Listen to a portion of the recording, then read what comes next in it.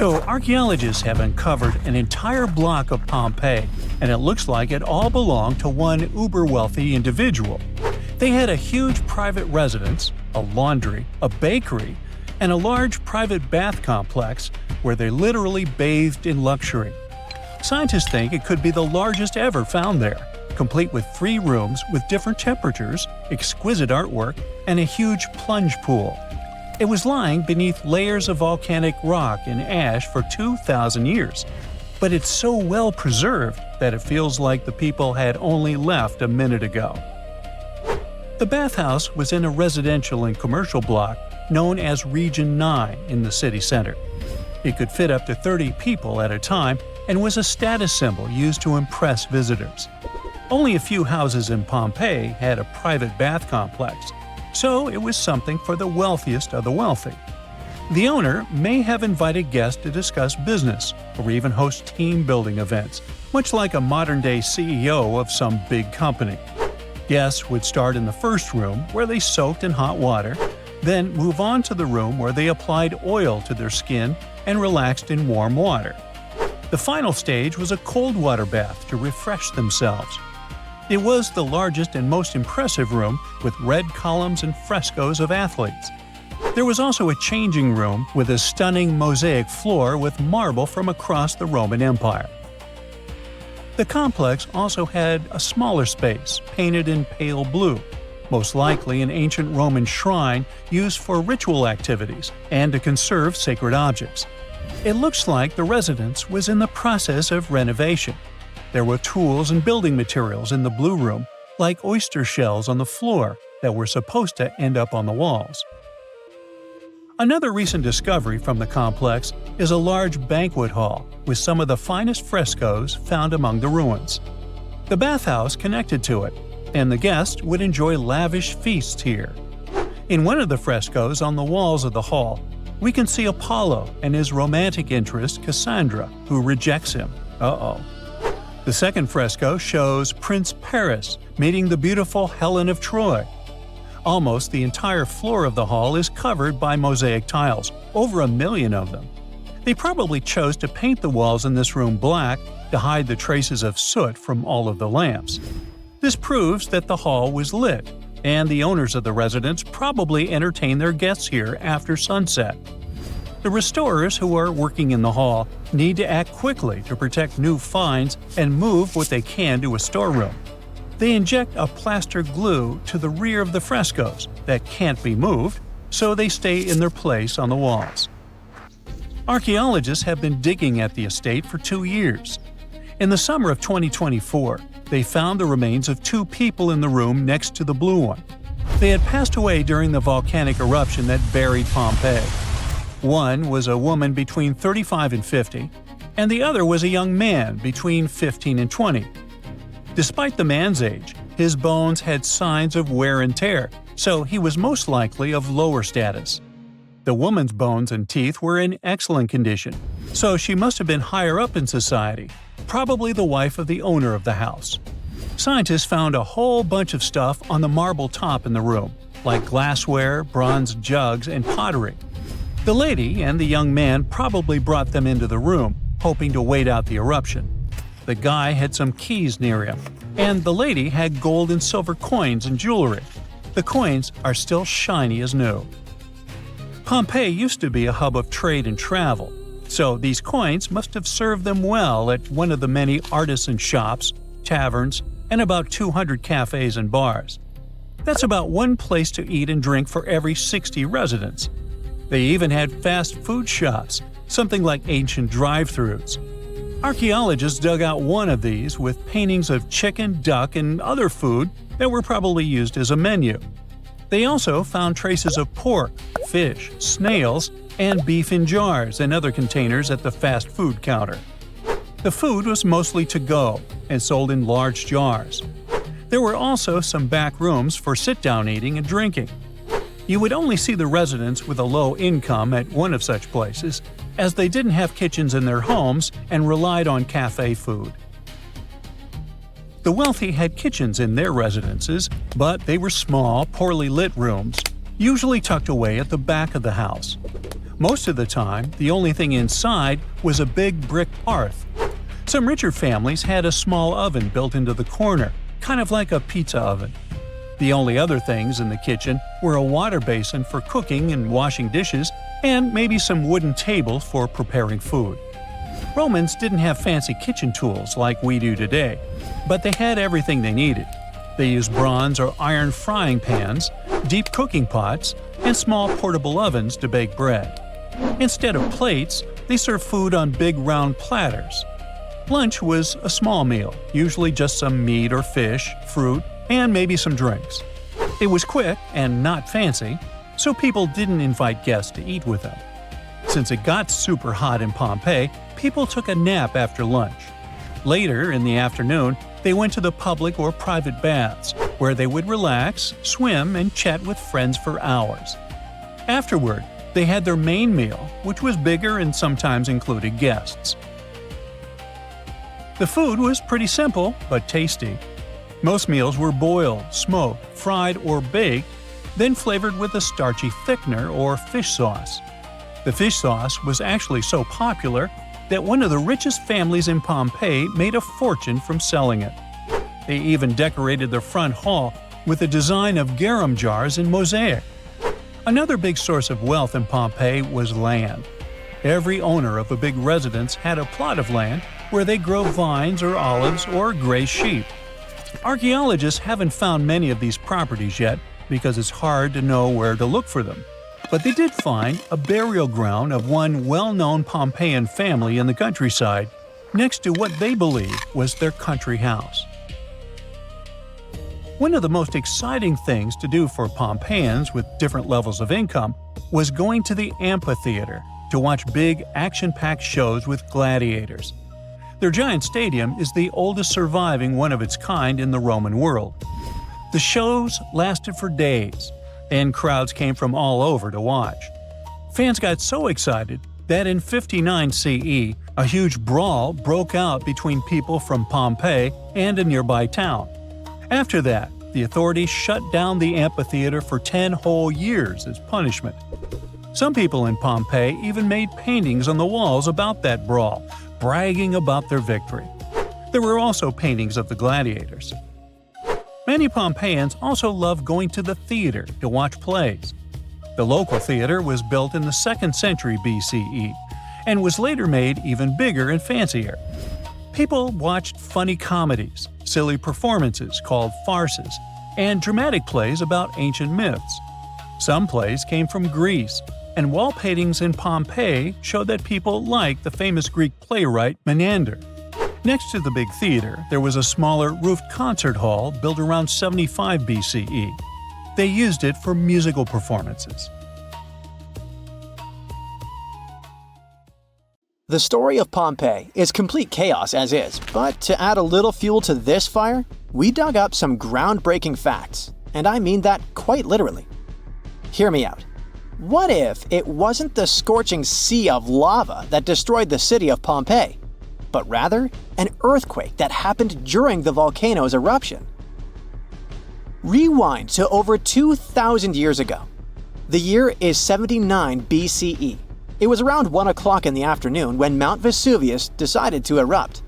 Pompeians were going on with their normal daily routines when lava started taking over. The flow of lava was so quick that most people didn't have anywhere to run. The disaster took the lives of around 2,000 people. The lava covered most of the city, which then turned everything to ashes. Pompeii was only discovered during the 16th century of our Common Era, when an architect commended a dig to divert a river. It's a very well-studied site nowadays, but something unusual recently caught the researchers' attention. Scientists were excavating a site called the House of Painters at work. They were examining a couple of skeletons when they saw something weird. The skeletons probably belonged to 2 men around the age of 50. The analysis showed these men had survived the first surge of lava in the city. But they didn't make it out due to this second unexpected part, the earthquake. The men probably took shelter at the House of Painters at work, but the walls crumbled down when the earthquake hit. The men were found in a protective posture, like they were trying to shield themselves from something that was going to fall above their heads. Plus, these skeletons were not found under the layer of volcanic ash, but on top of it, proving that they really did survive Vesuvius's sea of lava. It turns out this is not as rare as it seems. A volcanologist explained that the seismic activity during the eruption really made things worse in Pompeii. He said that this seismic chaos probably influenced the desperate choices of a lot of Pompeians in their final moments. This is not the first time the world heard of a possible earthquake in Pompeii. A guy named Pliny the Younger, who escaped the disaster and witnessed the whole thing, beat these scientists to it in his famous letters. Pliny the Younger was a lawyer and an important person back in ancient Rome. He was an eyewitness to the whole Pompeii disaster, and he wrote in one of his letters that the eruption was followed by a trembling of the earth. Researchers do agree that something never added up. Pompeii is known to have really well-preserved skeletons since the ashes kind of played an important role in preserving them. But the buildings were in horrible shape, making it hard to reconstruct the entire city as it once was. Pompeii was indeed one of a kind. It was one of the most vibrant and lively cities of the ancient Roman Empire. The city was huge. It could have been home to as many as 30,000 people in its heyday. The House of Faun, for example, was a clear example of how rich Romans lived their lives in Pompeii. It was a huge house that even had 2 gardens inside, taking up the entire block. They looked like they were made of white marble, but it was actually painted stucco. It was clear to researchers that only aristocrats lived there. Then there was this famous forum. This is where most of the administrative part of the city life happened. It was made up of a lot of different buildings, like the Basilica, a hotspot for political and civil meetings, the Macellum, which was a market, and several temples. If we were visiting this back in the day, we'd see a bunch of men dressed in tunics. A few select ones would wear togas, those heavy white pieces of draped cloth that look like bed linen wrapped over the body. Togas were mainly used on special occasions since they were costly, hard to wash, and considered a traditional costume.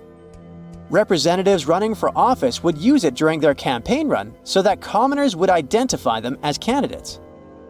One can't forget about the Villa of the Mysteries. Cool name, huh? It was called that way because of some mysterious frescoes found inside of it. Modern-day archaeologists still haven't figured out what the scenes painted are trying to depict. Probably some type of ritual or ceremony. By the way, a villa is simply a large suburban Roman-style house. It's not necessarily a super posh place where the rich and beautiful live. It's usually located on the outskirts of town, near the city's walls. The Villa of the Mysteries one in particular was found astoundingly well preserved in modern archaeological excavations. It even had a manufacturing area inside of it, like its own little industry. It was common for richer Romans to own big farmlands, like olive gardens, for example.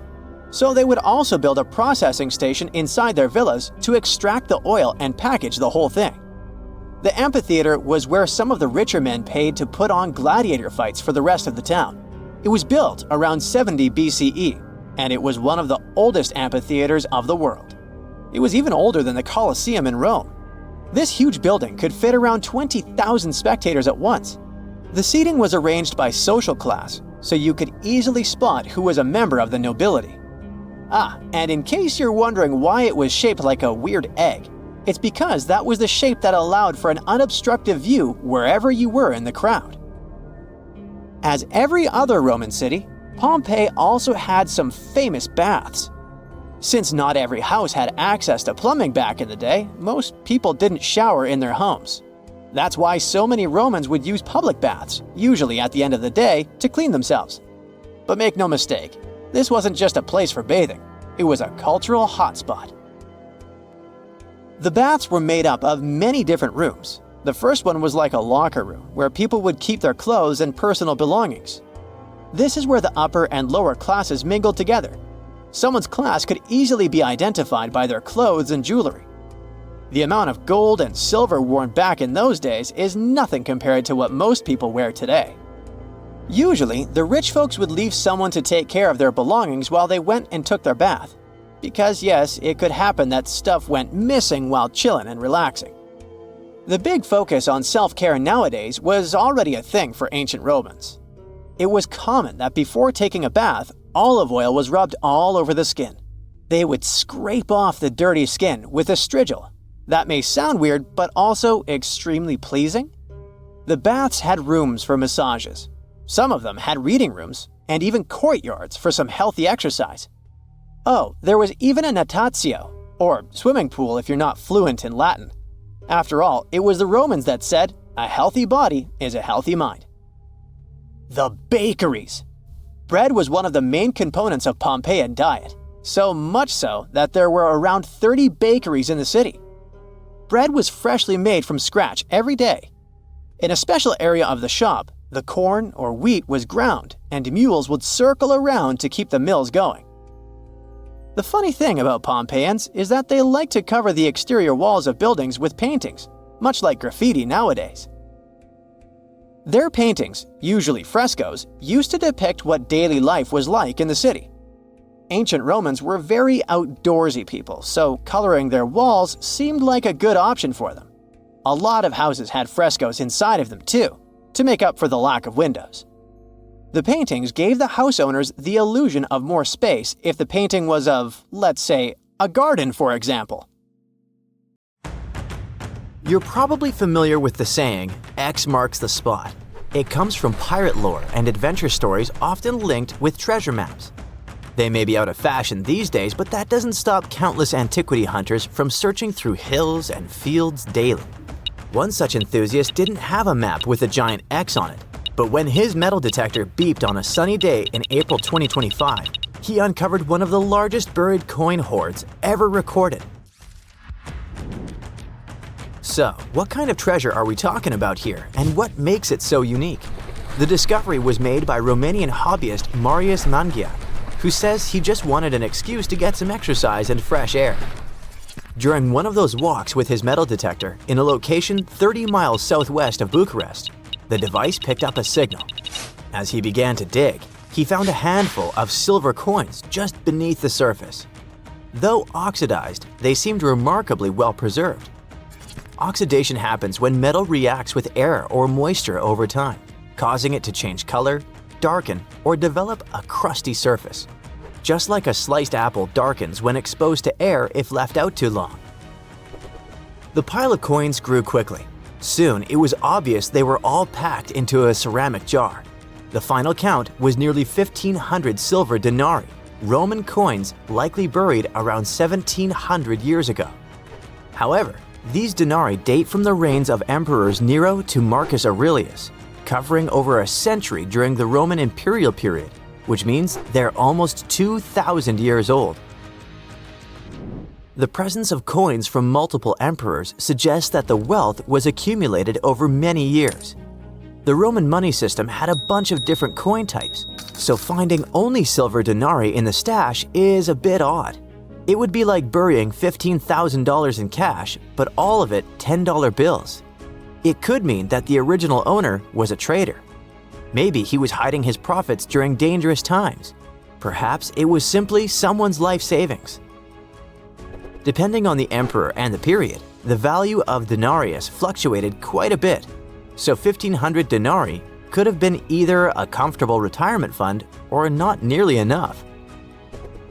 In the 1st century, one silver denarius could get you 12 loaves of bread, and if you have 5 of them, you could buy an amphora full of wine. An amphora was a large 2-handled ceramic jar used to store and transport wine, oil, or grain, and it seems to be the type of vessel in which this treasure was buried. Though amphorae were made in many different shapes and sizes, the Romans eventually standardized them as a unit of measurement, with one amphora being roughly equal to 7 gallons of liquid. The spot where the jar was buried wasn't tampered with. This might indicate that the hoard remained undetected all this time, but the amphora had already been broken when it was found. But why would it be broken, and what could that mean? While the exact cause of the breakage has not been explained yet, archaeologists say it may have been broken on purpose as part of a protective ritual before burial. In some ancient cultures, ritual vessels were deliberately damaged as a symbolic act. Maybe it means the jar had done its job, either as an offering to the gods or to keep someone from stealing it. You can have my silver, but I'm not giving you my precious jar. However, such rituals were not common in Roman culture, so it's a mystery for now. Perhaps it broke because the jar contained silver while being exposed to 2 millennia of soil pressure, freeze-thaw cycles, root growth, or a blind mole rat trying to find its way around. Although the amphora and its silver are now being preserved and examined by experts, their discoverer almost ended up unrewarded. After finding the hoard, he had to notify the police so they could secure the site. However, he was under pressure because in Romania, you have 72 hours to report any significant historical find. Unfortunately for Mr. Mangiak, he ran into a problem since it was a holiday and the offices he needed to contact were closed. He spent the following 2 days meticulously photographing every single coin before finally being able to present his findings to the authorities. While the exact amount of prize Mr. Mangiak might receive isn't publicly known, Romanian law typically awards 45% of a discovery's appraised value to the finder. Not a bad outcome for what started as a casual walk with a metal detector. Meanwhile, the site itself had been declared an archaeological zone, and any future digging will be done under expert supervision, which means that this story might have a follow-up one day. But for now, let's focus on what makes metal detectors beep and see if there are more hidden troves to be found around the world. Today, most hobby-grade detectors rely on something called VLF technology, where VLF stands for very low frequency. When you sweep the detector over the ground, its coil sends out an invisible magnetic field. If something metallic is within that field, for example a nail, a discarded wedding ring, or ancient Roman silver, it bounces back a signal. The device picks that up and beeps to let you know something's there. The stronger the signal, the closer or bigger the object probably is. Basically, it's using electromagnetic induction to make buried metal respond, like calling into a cave and listening for the echo coming back at you. Fun fact, bats use a similar principle to detect what's in their environment, but with sound. It's called echolocation. If you yell in a cave and disturb a bat, it might send out high-pitched clicks that bounce off objects and return as echoes, helping them pinpoint everything around them. Doesn't matter if it's a tiny insect or a pesky human in complete darkness.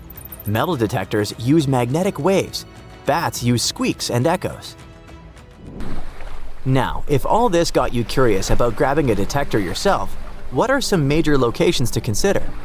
Mr. Mangiak simply went for a walk, but for many, it's a rewarding hobby that helps history and also pays off well. And not just in Romania, but all over the world. In the UK, regions like Norfolk, Suffolk, and Lincolnshire have become hotspots where enthusiasts regularly uncover Roman coins, Viking relics, and medieval artifacts. During the Iron Age, burying valuables was a common practice. Some researchers think it was done as a way of storing valuables. Others think it was part of a ritual. But either way, many of those hoards could still be there. France also has plenty of stuff hidden beneath the ground, including ancient Roman and Gallic treasures. In the Netherlands, someone recently uncovered a fragment of an extremely rare Viking sword. Scotland is no exception either, and findings like Peebles' hoard give additional insights into the Bronze Age.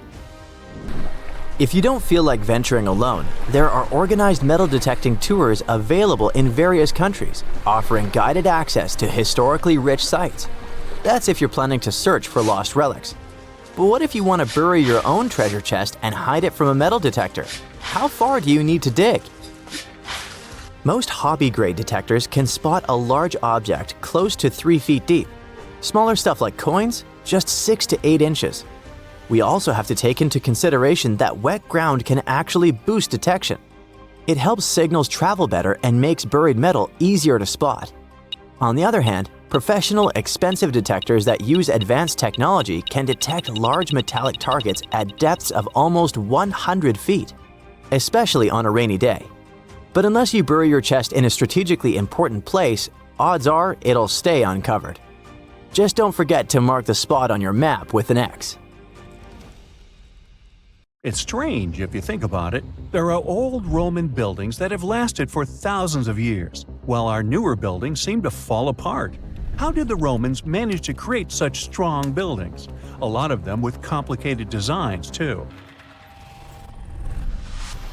Recent research has shown that the Romans used a type of concrete that has an extra layer of protection against the elements. It can even fix itself when it gets wet. This discovery not only explains why these buildings have lasted for thousands of years, but it can also help us make cement in a way that's more natural and resistant. A recent study shows that Romans used volcanic ash in their concrete mix to make it stronger, especially when it was near the ocean, where the air is naturally more humid and could naturally cause more damage. These days, we make concrete out of sand, rocks, water, and a special kind of cement called Portland cement. This cement itself is made by cooking limestone, clay, and other substances in very hot ovens that reach over 1400 degrees Fahrenheit. Sure, it creates a well-blended mixture, but it cracks easily, and sometimes it only lasts a few decades. There's one more interesting feature of this amazing Roman concrete. It has small white bits of calcium called lime clasts that stay inside the concrete and do not disappear over time. At first, it may not seem that attractive because it's not as smooth as the concrete we use today. And for many years, specialists used to think that having small pieces of lime in concrete was a bad thing because they thought it made buildings less resistant. But researchers found out that these tiny pieces actually help the concrete fix itself. I wish I could fix myself that easily. They discovered that when the concrete got cracks, it seemed to magically fill them with a substance called calcium carbonate, found in the lime clasts. The Romans made their concrete by mixing sand, volcanic ash, and burned limestone together and adding water. This is called hot mixing. When the water and lime mix together, they have a chemical reaction that makes the mixture get very hot, up to 200 degrees Fahrenheit. This also causes those tiny pieces of lime to form. Now, this concrete can get cracks, and when water, rain, or seawater gets in, it makes the calcium in the concrete dissolve. The calcium then sticks to the cracks and makes them close up, kind of like a scab. Of course, researchers had to test this method, and they made concrete as the Romans did. Shortly after, they cracked it here and there. They placed the cracked concrete under water, and after 1 to 3 weeks, the cracks were gone. Safe to say, this didn't happen with concrete made using modern methods. Now, the Romans didn't know the science behind making their concrete strong, but they found a good recipe by trying different things over a long time period. Ancient records show that they used this recipe to build strong structures, especially for ships, and continued to use it once they found it was successful. Now, not all Roman buildings made it to the 21st century in perfect condition. The Colosseum, for instance, one of the most famous Roman constructions in the world, used to be nearly twice as large as it is today. It sustained a lot of damage throughout the ages, reaching the form we've come to know today. Let's not forget, it's a pretty old building to begin with. Its construction started in the year 70 under Roman ruler Vespasian, who later started making motor scooters named after him. You know, Vespa? Nah, I made that up. Anyway, ever since it first opened, the Colosseum was home to a lot of activities and shows, featuring fearless gladiators and a large display of exotic animals, who got to mingle and did lunch together. Unfortunately, it all went downhill in 217, when a fire struck the upper parapets and much of the building's interiors. It took a whole century to finish up the repairs for the damages. Sadly, the initial shape of the Colosseum would be gone forever. A strong earthquake followed, and that didn't help either. This one took place in southern Italy in 443. At this point, a considerable portion of the Colosseum's outer ring was damaged. Soon enough, when locals encountered hardship, they had to rely on selling chunks of limestone from the ancient Colosseum to go by. Another earthquake came in 1349, which gave the Colosseum its most devastating blow. It's when the south side of the building collapsed completely. That's when it started to look more like the building we can see today in the Italian capital. It's not all bad, though. Some pieces of stone that were shaken off the Colosseum were used to rebuild other famous landmarks in Rome.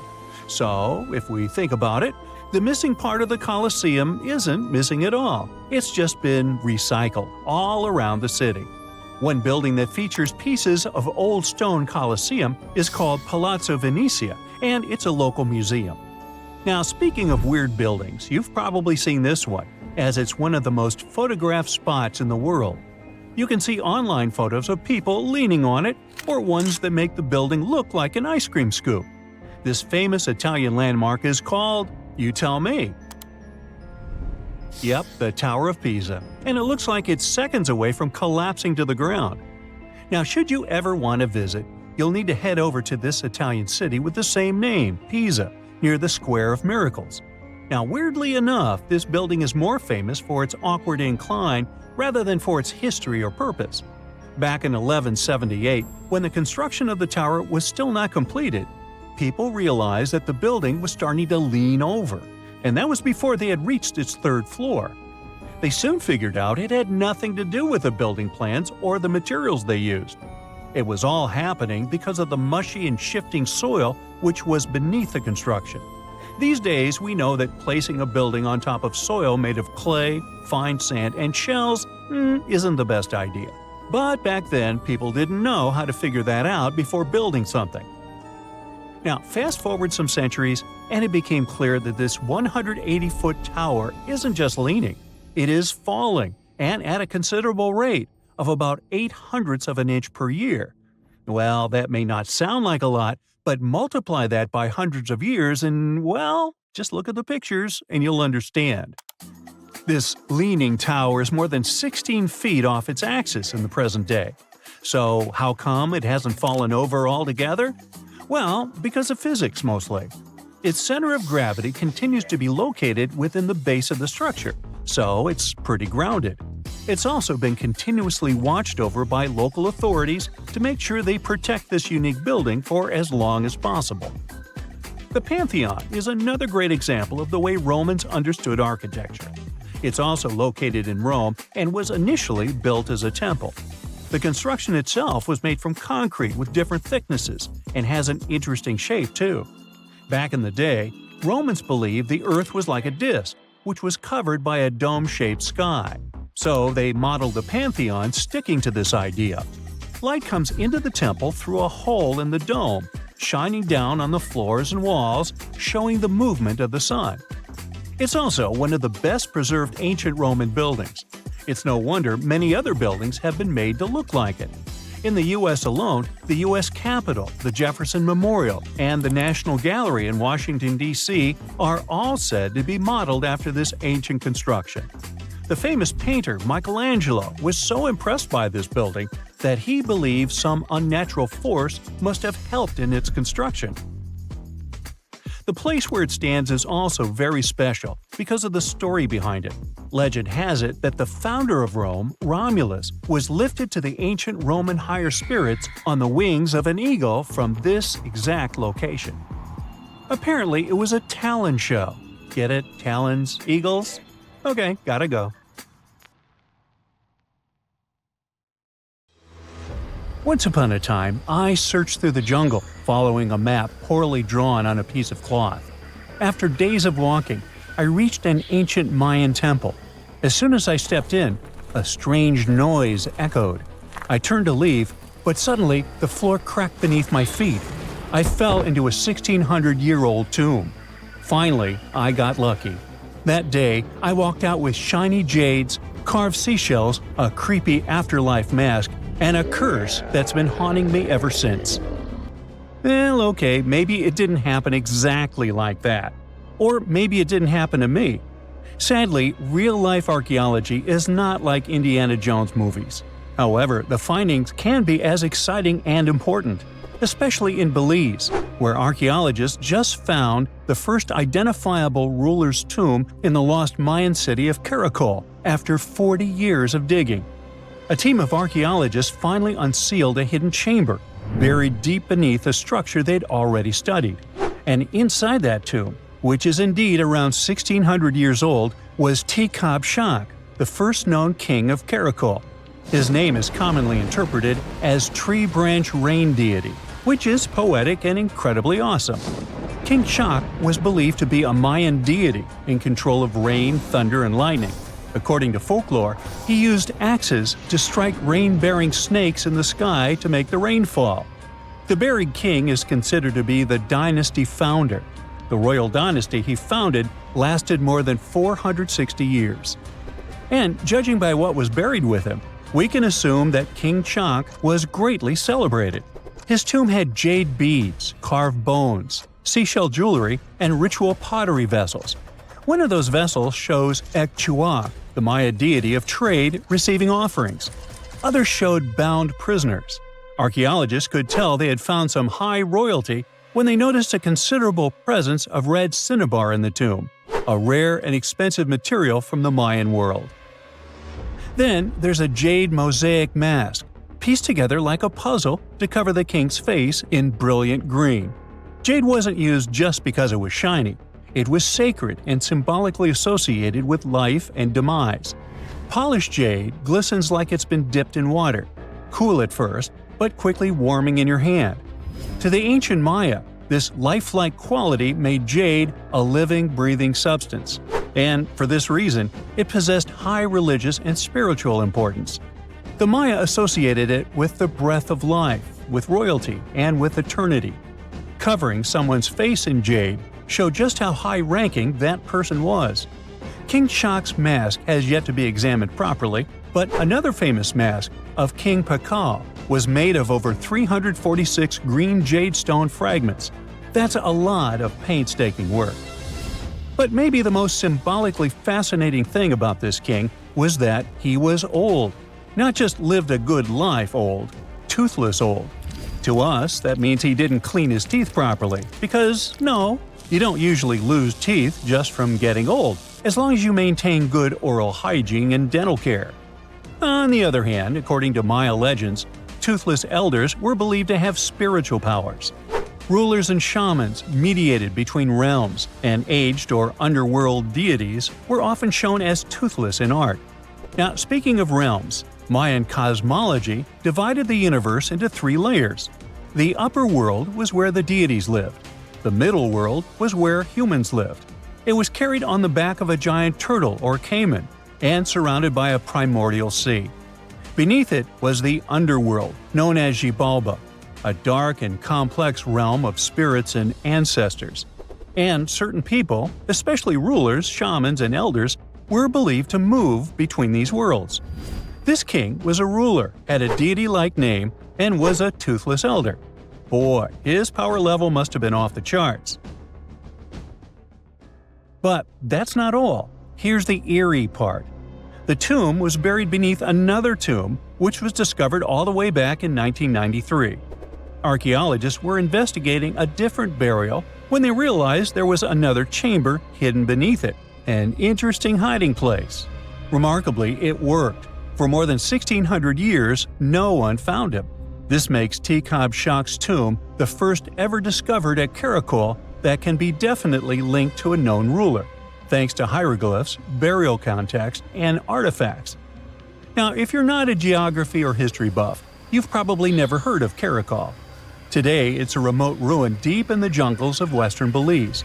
But around 16 centuries ago, Karakol was one of the largest and most powerful cities in the entire Maya world. At its peak, it covered over 77 square miles, which, for reference, is larger than modern-day Belize City. Its population was around 100,000 people. That's more than most cities in Europe had at that time. And it wasn't just big, it was advanced. Karakol had pyramids, ball courts, palaces, reservoirs, and a very complex road system.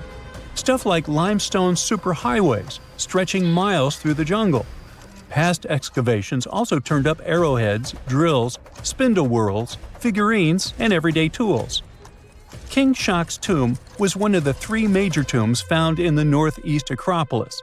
That's near Kana, the central archaeological complex at Karakol, and one of the tallest human-made buildings in all of Belize, even today. It reaches an imposing 141 feet high and contains multiple levels of elite residences and temples. But even with that size, finding tombs isn't easy at all. Most have already been looted. We don't know what else can be hidden there, and in some places, it's too risky to dig up without causing damage. That's why it took researchers decades to finally find something untouched. However, they were able to report over 850 burials and 175 tombs at Karakol over their 4-decade-long project. One of the earliest tombs, dating to around 350 CE, was a cremation burial containing ritual artifacts such as obsidian blades, atlatl spear points, and ceramic styles associated with central Mexico.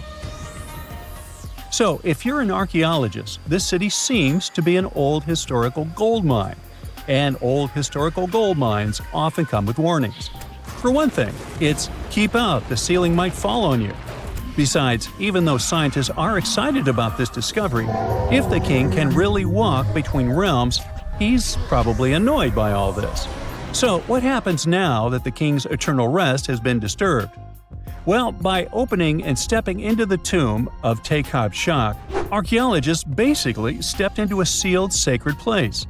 Maya tombs weren't just holes in the ground with a fancy coffin. They were sealed like cosmic vaults, locked up with stone, soil, and sometimes elaborate closing rituals. The goal was to mark the end of their use and protect what was inside. Archaeology at Karakol and other Maya cities shows this in action: thick ceiling layers, termination offerings, and carefully placed debris, all saying, "This place is done, keep out." Today's archaeologists still treat them that way, working under Belizean laws and cultural protocols, making sure they explore with respect for what these spaces meant to the people who built them. However, it's eerie to think about mythology and whether King Shak is going to haunt the archaeologists. I guess we'll see. They shouldn't be afraid because he's old and has no teeth. Maybe he will annoy them with rain. He's named after a rain deity, after all, and we still don't know about his true power level. The Mayans were a fascinating civilization, and their structures are still among the most mysterious ones you can find. Despite being isolated from the known world, they also built pyramids without cranes, mapped stars without telescopes, and knew how to bury a king. Karakol is full of secrets: a hidden tomb under another tomb, a toothless king with a scary-looking mask and a deity's name. Almost unbelievable. And amazingly, there is still stuff being found. So maybe it's not too late for me after all. But first, let's see the aftermath of this curse, huh? Hey, I bet you didn't know that trees used to grow in the middle of Egypt's barren, sun-roasted Sinai desert. It's true. If you can't picture it, I don't blame you. But archaeologists have recently stumbled upon a tree-lined boulevard.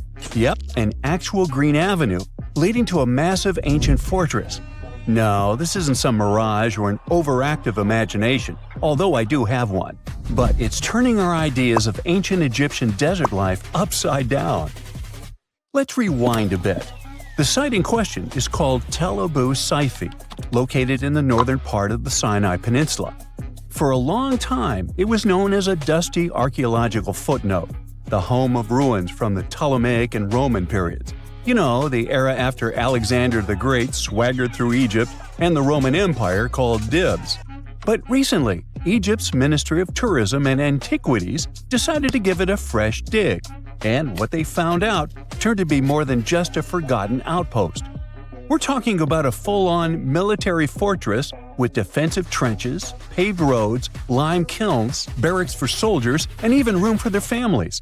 A whole bunch of living quarters right in the middle of a desert doesn't feel very homey until you remember our star, the unexpected Green Avenue. This road was over 300 feet long and 36 feet wide, as long as an American football field, paved with limestone slabs and lined with more than 500 clay planting pits. These weren't for show. They held actual trees, creating a shaded tree-line entrance straight to the fortress. Imagine walking through that, the sun blazing overhead, and suddenly, blessed shade. Ooh. Now, that's not just a grand entrance, that's an ancient red carpet, or maybe a green one. But this wasn't about curb appeal. The existence of hundreds of trees in a desert landscape over 2,000 years ago tells us something big. You see, the Ptolemaic Egyptians weren't simply good at building monuments, they were also masters of water management. In a place where rainfall is rarer than a selfie with a pharaoh, they somehow found a way to grow rows of trees. Now let that sink in. To irrigate that many trees in a desert, they must have had a sophisticated irrigation or water transport system, something capable of moving and distributing water efficiently in this harsh climate. Maybe they channeled groundwater, or maybe they captured seasonal rain, or maybe ancient sprinkler systems. Okay, maybe not that fancy. But still, it's clear they were ahead of their time. Here's the thing, we already know the Egyptians mastered water control. They harnessed the Nile with ditches and canals to feed distant fields. So irrigation wasn't exactly a mystery to them. They had the skills and the knowledge. And sure, scientists still debate what the Sinai climate was like 2,000 years ago. But many believe it may have once been greener. After all, take one look at those dramatic mountains and rocky landscapes, shaped and sculpted as if by brute force of ancient rivers. And it's hard not to think that water once played a bigger role out there. Plus, archaeologists have found tons of evidence showing that Ptolemaic Egyptians cultivated fruits, vines, and trees on a large scale. In other words, growing a forest in a desert might feel wild to us, but to them, it was just another Tuesday. And now, this green avenue is making archaeologists wonder, what if similar irrigation systems were used elsewhere, say for transporting the enormous stones used to build the pyramids? There's already a theory that ancient rivers or human-made canals helped move those stones. And the Tel Abu Saifi discovery? Well, it might just be the missing puzzle piece. This isn't just a dream. Back then, rivers were like highways, power grids, and cargo trains of the ancient world, all rolled into one. Egyptians used them for everything – irrigating crops, trading goods, powering industry, and even mobilizing for war. If you were doing something important, odds are it involved a river. But wait, it gets even better. Excavations revealed deep defensive trenches, like ancient moats, dug more than 6 feet deep around the fortress. Those weren't just muddy ditches. They were part of an elaborate defense system designed to be filled or bridged to control access. Think of it as ancient Egypt's version of a retractable security gate, minus the hydraulics. And while the trenches were keeping intruders out, life inside the fortress was bustling. Remember how we said archaeologists had found military housing units? It turns out soldiers might have lived there with their families. So this wasn't just a barracks, it was a thriving community, with meals, routines, kids playing, and probably a whole lot of ancient gossip flying around the dinner table. In addition to all the military stuff, researchers found 4 massive lime kilns used to produce quicklime, an essential ingredient for making construction mortar. These kilns are a big deal because they suggest that during the later Roman period, Tel Abu Saifi turned into an industrial hub. It was like the Home Depot of ancient Egypt, churning out materials to build and repair buildings. But here's where the plot thickens. Underneath all of this, beneath the roads, the trenches, the kilns, archaeologists found the corners of an even older structure, a mystery building. Could it be the remains of a third, much older fortress? Or an ancient cemetery or lost city? Nobody knows yet, but one thing's clear, this story isn't over. Honestly, this might be the coolest archaeological cliffhanger of the decade. So, what does this all mean? Well, for starters, it challenges everything we assumed about desert life in ancient Egypt. For the longest time, deserts were thought of as natural barriers, dry, deadly, and empty. But this find suggests that the desert might have once been green and full of life, not because the climate was dramatically different, but because the Egyptians were incredibly good at bending the environment to their will. They didn't just survive in the desert, they transformed it. It also adds fuel to the fire in the age-old debate about ancient Egyptian tech. If they could build a fortress with tree-lined roads, moats, irrigation, and industry in the middle of the Sinai, is it really such a stretch to imagine they could engineer water channels to move pyramid stones? Forget the Ancient Aliens TV show. Sure, it's entertaining, I'll give you that, but it makes us forget something crucial. Those people were brilliant. A lot of what we call modern technology is recycled ancient ingenuity. And who knows how much knowledge we've lost over time. Meanwhile, the dig continues. Scientists are now mapping the entire Tel Abu Saifi site, trying to piece together how all the structures connect. Some want to analyze soil samples to find traces of old tree roots and maybe even figure out what kinds of trees once grew there. Imagine if they were date palms. We might be looking at the world's oldest snack lane. You already know that the implications of the discoveries don't stop with history books, right? This kind of discovery has modern relevance too. Our world is going through a lot of change, with crazy weather and huge heat waves. So maybe we should be asking, what can we learn from ancient civilizations that once made the desert bloom? If nothing else, Tel Abu Saifi reminds us that the ancient Egyptians were more than just pharaohs, pyramids, and mummies. They were visionary planners, eco-architects, and straight-up problem solvers. They didn't wait for nature to hand them what they needed. They engineered it. And thanks to discoveries like this, we're getting a clearer picture of just how advanced and, frankly, how cool ancient Egyptian civilization really was. So next time someone tells you deserts are just empty wastelands, you can hit them with this fun fact. Over 2,000 years ago, in the heart of the Sinai Desert, there was a fortress with a tree-lined avenue, moats, military housing, an industrial center, and even a secret underground structure. Take that, sand dunes! Who knows what else is still buried out there, waiting to rewrite history? Over the years, archaeologists have uncovered all kinds of stuff on runestones, curses, poems, protective magic spells, and even inheritance disputes. However, a newly uncovered ancient Norse artifact known as Svingerud stone has just one word on it. Sounds boring, right? Well, think again, because this might just be the oldest runestone ever discovered, almost 2,000 years old. But that's not all. Excavations are still ongoing, and depending on what follows next, it could unravel secrets and the true meaning behind the mysterious magical runes. So let's explore and see just how much known history you can rewrite with only one engraved word on a stone. A long time ago, during the first few centuries of the Common Era, Scandinavians and Romans crossed paths. They traded goodies like glass and silver. And eventually, Roman customs and even written culture ended up north. The Nords liked the Roman alphabet but wanted their own letters copyrighted. So they decided to create their own unique characters, which they called runes. Almost 20 centuries later, in 2021, archaeologists were excavating an Iron Age burial site near the village of Svingerud in eastern Norway. Among the cremation graves, they uncovered a reddish sandstone slab that would become a centerpiece in a major Norwegian archaeological discovery. It's the size of a coffee table, measuring just over 12 inches across. The stone was found buried with burned bones and charcoal, part of an early cremation grave. The stone had runes engraved into it, looking rough and shallow, like they were scratched with the tip of a knife or something needle-like. Runestones are not unusual.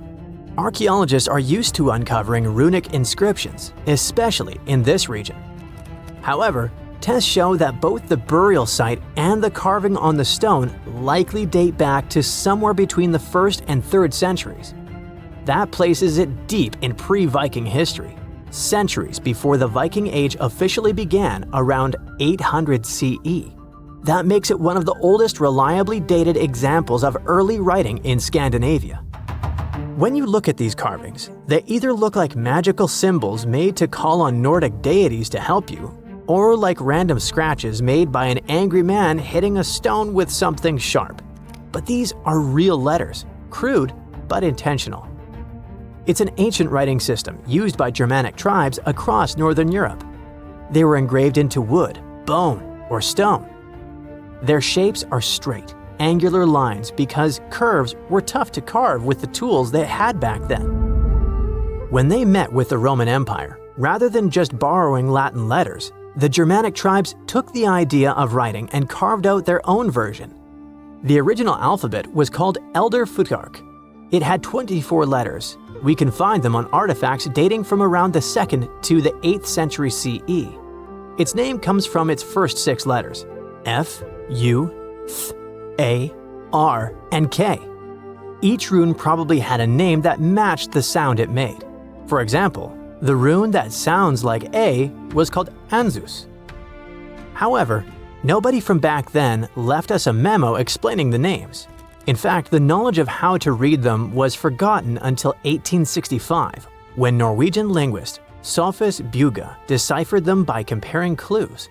He examined later rune alphabets and ancient poems that referenced the runes, like a detective sketching a suspect from scattered witness clues. For many runes, especially the oldest ones in the Elder Futhark, the meaning is still open to interpretation. They weren't common knowledge, which is reflected by the fact that only some 350 surviving inscriptions remain.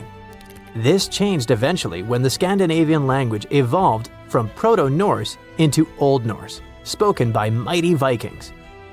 The Elder Futhark was reduced from 24 to 16 runes to reflect the changes in the language, thus becoming the Younger Futhark, which was far better spread. Runes weren't really used to write books or keep daily records. Instead, you'd find them carved on gravestones, weapons, and various tools. It's believed that people used runes to show ownership, honor loved ones who had passed away, leave short messages, or sometimes for protection or magic. In the early days, some runes probably had special spiritual or ritual meanings too. One interesting fact about runestones specifically is that they were often used for self-promotion or boasting, like an ancient social media status or a tweet posted on a wall, or better said, a stone. One such example of a runestone from the 11th century where a man named Vigmund had it carved for himself, calling himself the cleverest of men.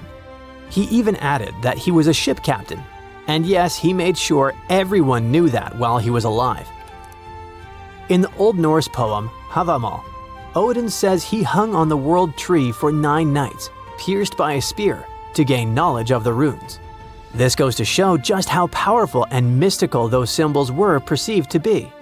It's fitting that the word rune comes from a Proto-Germanic word which can be translated as secret or whisper. There's a common saying about power being in words, and for the old Germanic tribes, that power felt like actual magic. It's also why it's important to know when this magic came to be. And the Svingerud runestone tells us that. But it's not just when it was written, it's also what's written on it, where, and why. The location where the Svingerud stone was discovered is already a significant archaeological site. It's famous for its incredible discoveries, including the remarkable Jormungbu helmet, the only Viking helmet ever found in Norway. The stone was placed in a cremation pit, alongside the remains of an adult and a few personal items. Thanks to charcoal and bone samples, researchers can figure out how old the runestone is by using a method called radiocarbon dating.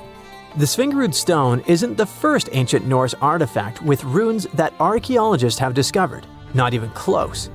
People carved runes into all sorts of everyday objects like combs, jewelry, and knives long ago. Some of those might even be just as old. Other finds have runes, but they're often broken, loose, or don't have clear dating. However, with radiocarbon dating, scientists have confirmed that the Svingerud stone is really the oldest runestone ever found. The writing on it suggests that it was part of a ritual and might have even been a message to the deceased. The inscription isn't long. It's just one word, Idiburg. No one knows exactly what it means. The clearest part says Idibera, and most researchers agree it's probably a name. Maybe Idibera in a genitive form, meaning of Idibera or belonging to Idibera. So this could be the name of the person buried there or someone being honored.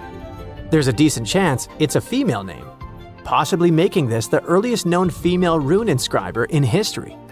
But researchers now believe that the Svingerud runestone is a part of a bigger monument. They found more than a dozen sandstone pieces scattered across several graves at the site, and when they assembled them in the lab, they fit together like a puzzle. This suggests they all came from one single upright stone. The main piece with the inscription was found in one grave, but other similar pieces were buried in nearby cremation pits.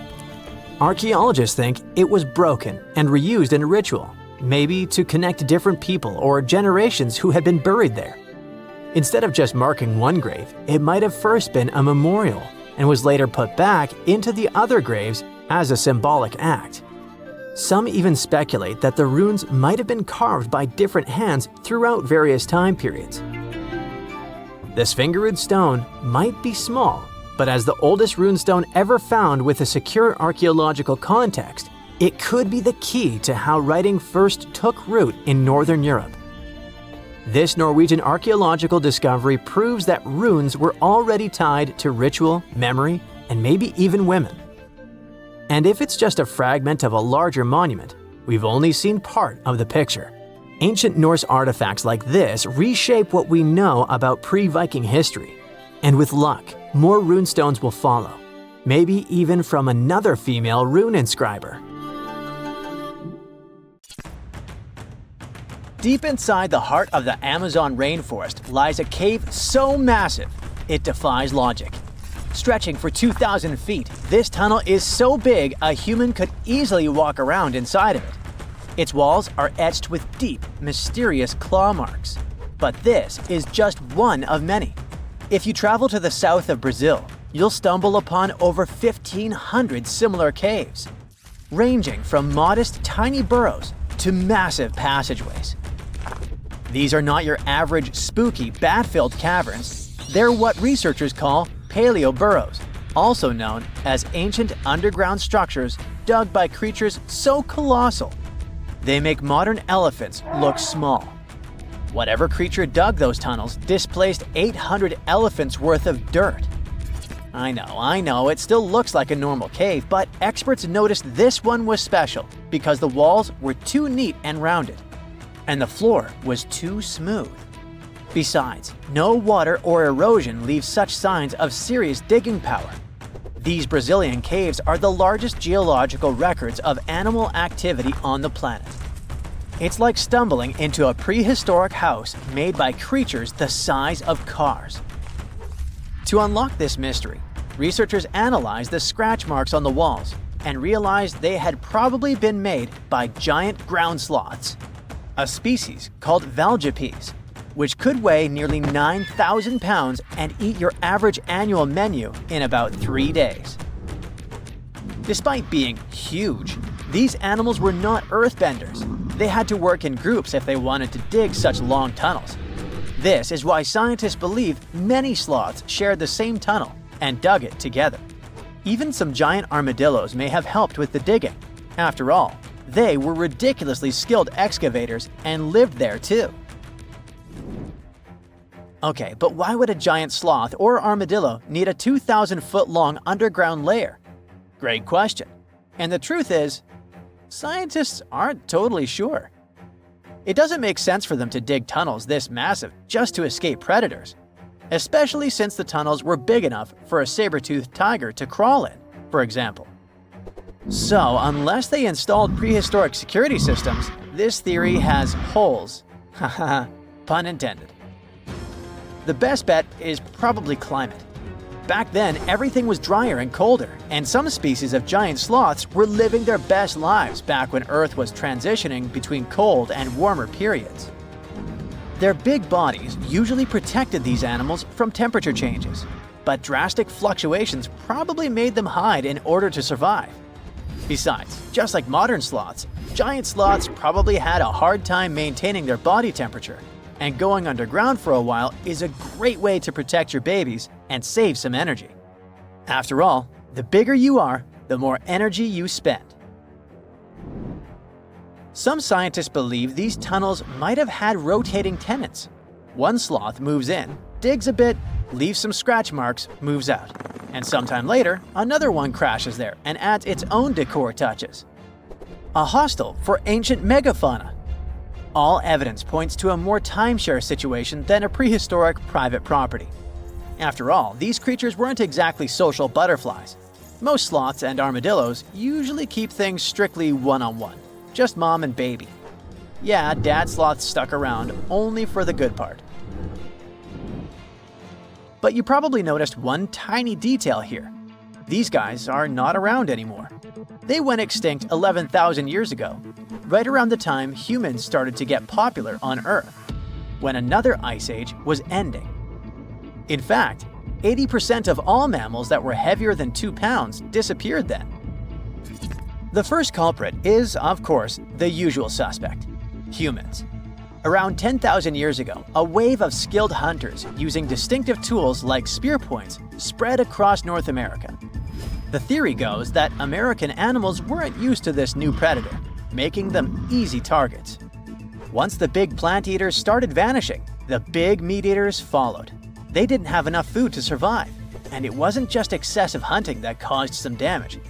Early humans may have also harmed ecosystems in ways that made survival harder for large species.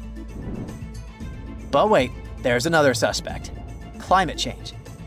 Around the same time, Earth's climate got a major shakeup. The climate was going from super cold to only slightly cold. Just so you know, Earth's temperature was about 46 degrees Fahrenheit, making seasons change and plants perish. And if plants are no longer around, big animals that eat them, like our friends giant sloths, have less nutrition, making them even more vulnerable. Many scientists now think that both human impact and climate change played a role, just in different ways depending on the region. In some places, humans may have tipped the balance. In others, nature itself did the job. Either way, it was a perfect storm that ended the age of giants. Turns out, being huge isn't always a plus. Giant animals tend to live longer and reproduce slowly, which makes them sitting ducks when disaster strikes. Besides, it takes a long time for these guys to bounce back. After dinos disappeared, for example, it took 15 million years for new mega mammals to stomp onto the scene. The last major extinction happened around 12,000 years ago. Not really enough time for brand new massive beasts to evolve. Today's biggest ground animals, like elephants, rhinos, and bison, aren't newcomers. They're actually the tough survivors of that ancient chaos. And, well, at least we still live alongside the blue whale, the biggest mammal ever. But why did some prehistoric animals get so gigantic in the first place? Well, being big has some perks, in spite of all the extinction thing. It keeps you safe from predators and helps you win the fight for food. If plant eaters bulked up, predators had to level up too, just to keep up. And the environment plays a big role. You see, cold-blooded animals might grow bigger in hot places to stay cool, and warm-blooded giants thrive in cold places to stay warm. One paleontologist even suggested that some dino-sized vegetarians needed those massive bellies just to digest the tough, woody plants of their time, as if they had a salad bar inside their bodies. There's also the thing with oxygen. Back then, Earth's atmosphere had way more of it. That's a big deal, especially for creatures with less efficient breathing systems like insects. Higher oxygen levels meant their bodies could handle more growth and more activity, kind of like nature's turbo mode. We also have to discuss bones, specifically the lighter ones. Many huge dinosaurs had air sacs built into their skeletons, just like modern birds. This made their bones strong but not ridiculously heavy, meaning they could grow super tall or long without collapsing under their own weight. Those air sacs also helped with cooling down, which is super important when you're basically a walking oven of muscle. On the flip side, modern mammals are limited by gravity and biology. Bigger bodies need stronger hearts, lungs, and blood pressure just to keep functioning, and land doesn't offer much support. This also explains why whales got even bigger than dinosaurs. The ocean acts like a natural support system, which pretty much means that buoyancy helps hold up all that mass. So blue whales can hit a jaw-dropping 330,000 pounds without turning into pancakes. On land, that kind of size would be a serious health hazard. So ancient giants weren't just freaks of nature. They were the result of the right mix of air, food, physics, and environment working together in just the right way. The whole extinction event surely is a bummer for giant sloths that worked as gigantic engineers of nature, but it surely prevented us from sharing the planet with insects the size of crows, like some types of griffin flies or millipedes reaching almost 6 feet in length. Yikes! Now, if you'll excuse me, I'm going to appreciate modern sloths, slow, small, and thankfully incapable of terraforming the landscape and giving me insect-related panic attacks.